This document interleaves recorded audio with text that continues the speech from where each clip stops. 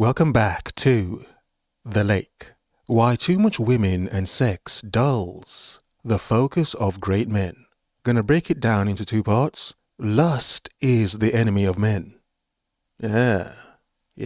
Then we get a bit more raw with cloudy thoughts, blue balls, compromised by the lust for women. Cloudy with a chance of blue balls? Yeah, interesting. But before we continue, the first half of this will be on YouTube.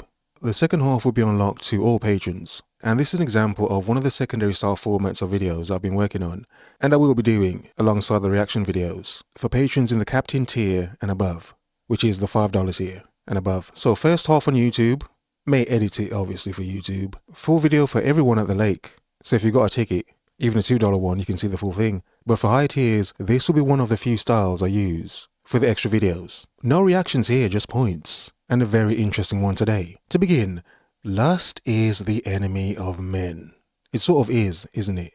It's like we're controlled so much by our knobs that it's like that zombie ant fungus thing. It's difficult to pronounce. Ophiocordyceps unilateralis, I think.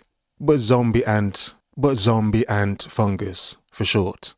A fungus that infects the ant and takes over his body, slowly killing it at the same time. So I mean, what, am I saying that at some point in childhood, as boys, we're affected by a fungus called lust?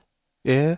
Fueled by testosterone in our teenage years. And as we get older through manhood, infected by, controlled by this flipping fungus called lust. Is that what I'm saying? Yes, that's what I'm saying. I'm saying all of that. Look, by nature, survival instincts.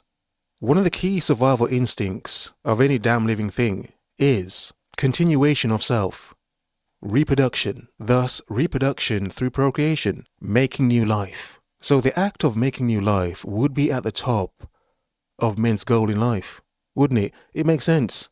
By nature, it's natural, it's normal. But you see, that's why it's also our biggest weakness as men. The lust for it, chase for it, want for it. Yeah? Such a sweet ambrosia. Of course a man wants basically. It's in his mind. Something he wants and craves. It's attached to the woman, thus the woman he wants and craves. And he's a man, he is man. So he would come to the natural understanding, as a survival instinct, let me do whatever it is in my power to get what I want and crave. Thus, game, charm, chivalry, performative behavior in men, and the bane of so many men, simping. Yeah?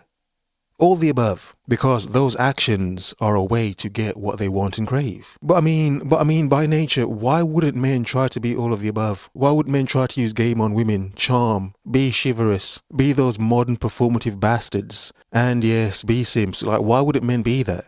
It's access to what they want. Whether it's the illusion of access, the hope, desperation of access, yeah. But again comes back to why it's so dangerous.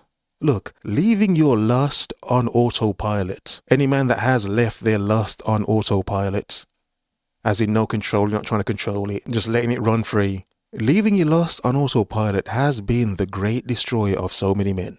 So many men have lost everything, fucked their lives up, given it all away, blown it all away. Yeah? On some chick that in retrospect you think, oh my God, it wasn't even worth it, was it? It wasn't even worth it. Historically, so many men have lost so much to damn near everything in their pursuit of that forbidden fruit. Yeah? The fruit that he wanted. The fruit that he married and had a family with. The fruit he put a baby in. Yeah.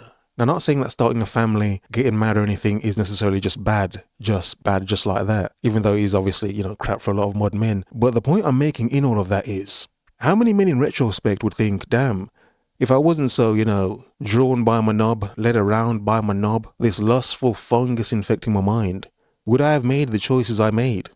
Would I have pursued her? Would I have wanted her? Would I have been in that chick's DMs? Would I have swiped on that chick on some shitty dating app? Would I have shot my shot at her? Then would I have dated her? Would I have made her my girlfriend? Would I have married her?